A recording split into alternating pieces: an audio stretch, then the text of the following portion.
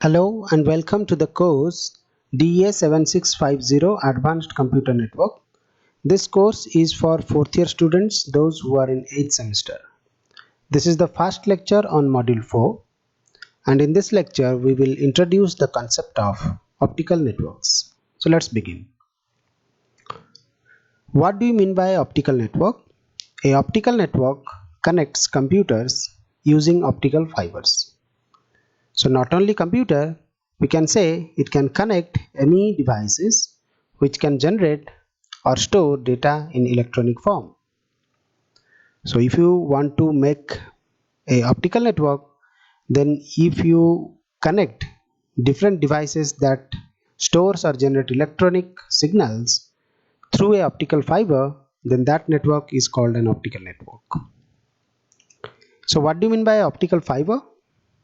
Optical fiber are essentially very thin glass cylinders or filaments which carry signals in the form of light optical in the form of lights, and that light is called actually optical signals. So I know that most of the people have seen optical fiber, but still I have used this a picture to show you how does optical fiber looks like. If you can see, there are several optical fibers which is bundled together with an outer coating, and the data gets transmitted through this in the form of lights. Okay, so how the light is traveling through this wire, and why light traveling is traveling the data through light is more flexible or more beneficial than the several other transmission technique, that we will discuss in subsequent slides. But before that, whenever you want to transmit some data, let's say this is your computer. From this computer you want to send some data to a other computer, then you need two other devices that must be there who helps in the transmission of data through fiber optics, and those are called transmitter and the receiver. The transmitter is a device that converts the electrical signals to your optical signals, and whenever you send some file, that must be converted into the form to an optical signal. Optical signal means the light, and that light will be transferred through this wire. So the connection must be a optical fiber. After that light rays or the data get received in the receiver side, the receiver will again convert that optical signal to electrical signal and can be transfer that data to your computer. This is how the communication takes place. Now if you see the importance of optical fiber, I have taken a picture of global fiber optic network which shows the figure over here, where you can see several continents are connected through these optical fibers. The colored lines you can see here, in every continent it is connected through several optical fibers that are going through the sea, means underground of the sea, and the wire is so huge that you can wind around the equator nearly 30 times. So if you wind this your world means your earth through this wire, then you can wind it 30 times. Okay, that much of wire has been already placed under the sea. Now why do we need optical networks? The main and the foremost uses of optical network, or why you need, is the bandwidth. So the tremendous growth of connected users online, more and more bandwidth intensive network applications are there.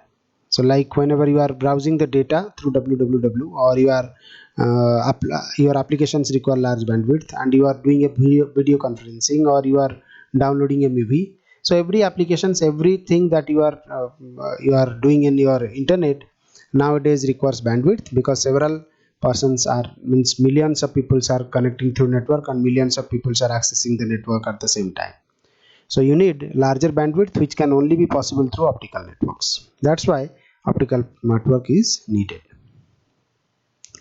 So if you think about the advantage of optical networks, there are several advantages. So one advantage is your high speed capability, that is bandwidth using current technology current optical technology. This is in second generation of optical technology we are talking about, and you can transfer data of 50 terabits of data per second using a single fiber, or indirectly you can say 50 into 10 to the power 12 bits you can transfer in a single second using a single fiber. So that is the high speed capability. Second one is your low signal attenuation.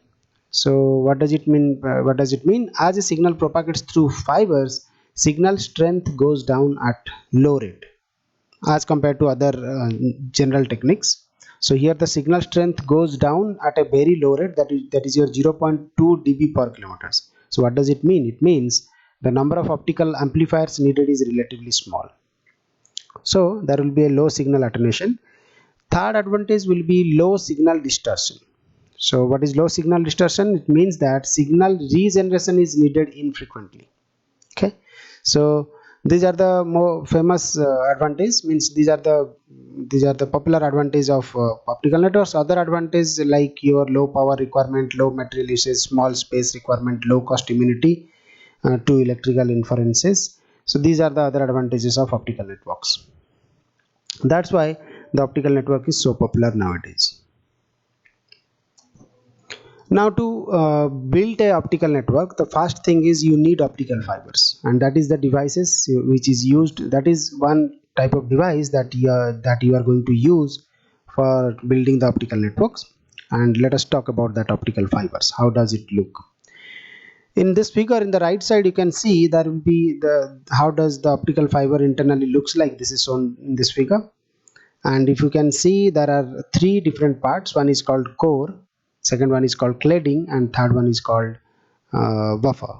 So there are three different parts of this, and it is shown in this figure in a clear manner. So this is a cladding, and this is core, then this is your coating means your outer buffer. So an optical fiber consists of cylindrical core of silica with a refractive index, that is mu1. This one is not there. Okay, refractive index mu1, surrounded by cylindrical cladding of silica with a lower refractive index of mu2.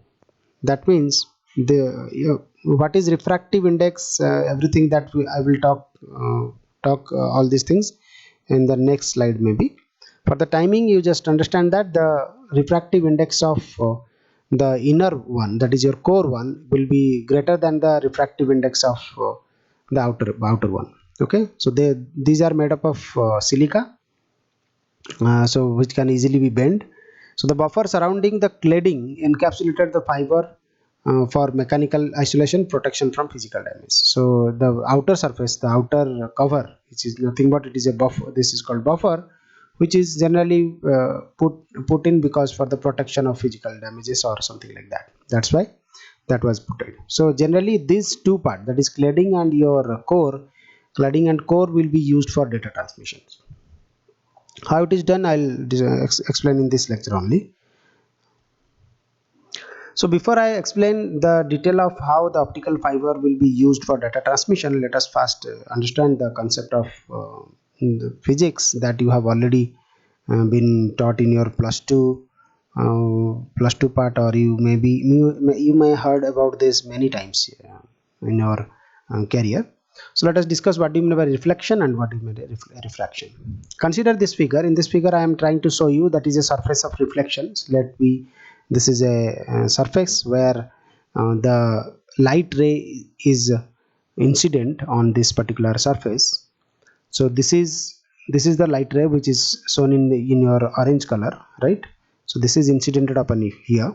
This is a normal line to this surface of reflection, and the angle on which the light is incidented are called angle of incidence or incident. Okay, and when the light incident on this surface, then automatically a reflection will come from it. Okay, that angle will be called as the angle of reflection. And generally in a surface of reflection, the angle of incident is equal to angle of incident. Okay, that is equal. But think about this situation where I am trying to show you that two surfaces are denser, one denser medium and one is your rarer medium. So in a rarer medium, the denser medium, the light traveling is slightly different as compared to your reflection. So if you see here, whenever a light travels from a rarer medium and enter into the denser medium, this is the surface between the two medium. When the light enters from a rare medium to a denser medium, the angle of refraction will be towards your normal line. Okay, this is your normal line to the surface, this dotted line. So, and this is the angle of incident. When the light ray enters into the denser medium, it automatically tilted, we can say tilted towards your normal line and forms an angle with him.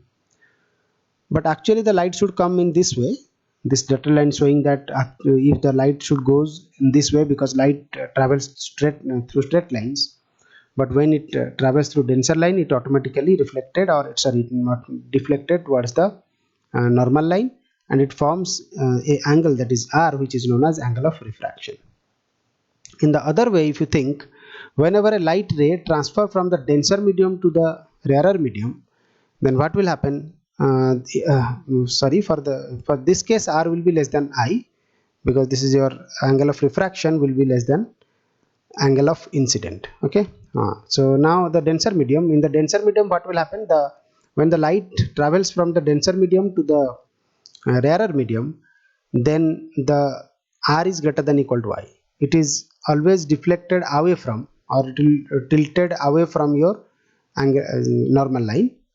So it makes a bigger angle between the angle of the normal line and the rear. So this is called the angle of refraction, r, and here r is greater than equal to I, right?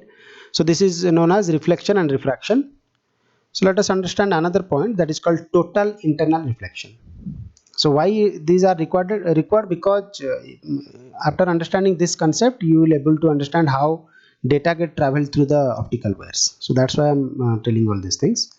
So total internal reflection means, consider this particular figure where we know that this is the denser medium, this is the rarer medium. So whenever light travels from a denser medium to the rarer medium, it creates an angle with the normal line. Okay, so you can see this orange color line, which is a light source which is traveled through the denser medium and entered into the rarer medium, and it creates an angle r, that is angle of refraction. It creates an angle of refraction r, right? And this is the angle of incidence I. Fine. Let's say I will increase the angle of incident slightly more. See the blue line where the light has made a angle C. Why it is C, that I'll explain. When the angle is C, the light travels over the surface itself. Okay, and it creates a 90-degree angle to the normal line, right? When that case happens, this particular angle is called C. Okay, that the name of that C is actually called your critical angle. Okay, so this is called the critical angle, right? So when any angle, the angle of incidence, when the angle of incidence is some value, when that light travel from a dense medium to the rarer medium and it creates a 90-degree angle to your normal line, then that angle is called a critical angle. And any light greater than this critical angle, so after that, see the green line, when I put the green line and it is traveled from the denser area to the rarer area or the medium, then the light does not goes into the rarer medium, it will reflected internally, it will be reflected towards the denser medium itself. Okay, so that means the light is stay inside the denser medium, it does not travel through the rarer medium. Okay, so it is happening due to whenever the angle of incident will be increased. So whenever the angle of incident will be greater than the critical angle, then only these things happens. So this technique can be used for traveling the lights or keeping the light in a particular area and send it to a longer distance. Okay, so why it is total internal reflection? Because it is internal to the denser medium, it is not going outside. Okay, and it is a reflection, it is not a refraction. Refraction occurs whenever it goes from one medium to the other medium. So this r is called angle of refraction, but when the light stay inside the medium itself, that is called the reflection. So it is stay inside this medium only, so that's why it is called total internal reflection. Okay, now if this technique can be extended, you can see the extension version of this technique will be shown here. Here the same thing has been happened, so the same data will be up to this. You can see everything is same. Now if I will put this rarer medium below the denser medium and also above the denser medium, both way I'll put the rarer medium, right? And when the angle of incident will be greater than the critical angle, this green line, when it appears over here, when it travels through here, then it remains in the denser medium. Why? Due to the concept of total internal reflection, so it will remain over here, and that angle is also created for this internal also, means for the denser medium itself. So again the same thing will happen over here as this happened here. The same thing happen at this point, because there is a rarer medium and it does not go to the rarer medium, it is reflected internally again. So if this is the case, then the light can travel like this. Okay, and it will still stay in the denser medium and it will not reflect it to the rarer medium. So this concept is implemented in your optical fiber. So we'll see soon how it is working. Now by this fundamental concept, we are ready to know how the data get travel inside a optical fiber. Propagation of signal, that means how the data get transmitted in a optical fiber. So let us understand. The idea of optical communication using a fiber is to send the optical signal at an angle of incidence greater than the critical angle, that we have already discussed, and it is represented by sine inverse mu2 by mu1. Okay, if light passes through one optical medium with refractive index mu1 meets another optical medium with a lower refractive index mu2, as I have already talked about you, refractive index of mu1 will be denser medium and refractive index of mu2 will be the rarer medium, and an angle of incidence greater than the critical angle, it also happens, then total internal reflection takes place. How total internal reflection takes place, that we have already discussed, where all the light is reflected back into the medium with refractive index mu1. So if you see this previous figure, let's say this is mu1, this is mu2, okay, this is also mu2, right? So in this particular case, what will happen? It is showing that meet another optical medium with lower refractive index mu2 at an angle of incidence greater than the critical angle, total internal reflection takes place, where all the light reflected back into the medium with refractive index mu1. So here the refractive index mu1 will be the refractive index of this medium, so the light will stay reflected inside this medium only. So this is how the data get traveled. So optical signal propagate through the core using a serial of total internal reflection. So generally the signals get traveled through the concept of series of internal reflections. So let us understand by taking the example of a fiber. So you can see over here light travels through an optical fiber. This is the figure I'm trying to show you. So let's say this is mu2, this is mu1, this is mu2. So this is the core, and that blue color line is represented with cladding, and maybe the outsider, maybe the refractive index will be mu0. So from mu0 the lights gets traveled. If you see, I have created 3 lights to show you how the things are going on whenever it is entered into the optical fiber. Let's say from air the lights travel and it enters into the core. Now check this orange line. The orange line enter into the core means this is another medium. So when the light enter into the medium, then it creates a angle of that is called angle of reflection or refraction. So it will travel through this. Again, when it this is a medium, this line separates the medium, this part is another medium, this part is another medium. So it creates this is your normal line, so it creates another angle over here, angle of refraction. So it may enter into the cladding part. So another line I have shown the black color, maybe that will travel through this medium and it creates a 90-degree angle. So if this is the normal line, then it creates a 90-degree angle to this medium. Now see the green line. The green line, the angle of reflection, the angle of incidence will be this. Okay, this is the angle of incidence, and it does not travel through the cladding. It is stay inside the core itself. So it travels like this inside the core. Again, it creates angle of incidence over here. So the angle of reflection will be over here. So this is your angle of reflection, this is your angle of incident. So it stay inside the core itself.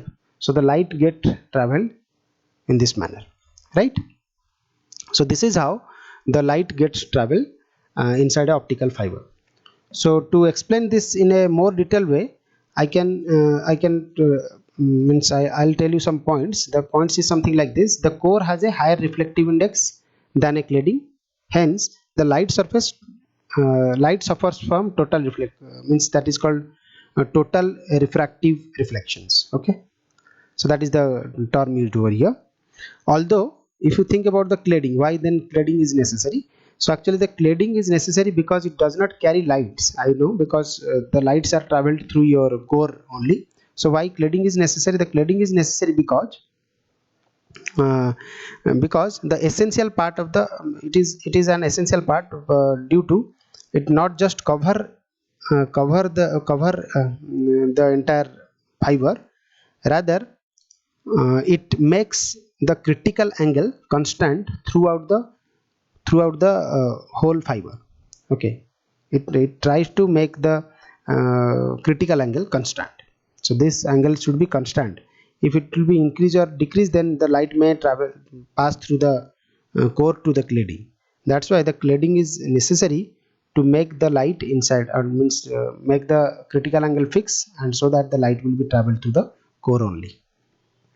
Okay, that's all how the propagation of signal is will be done.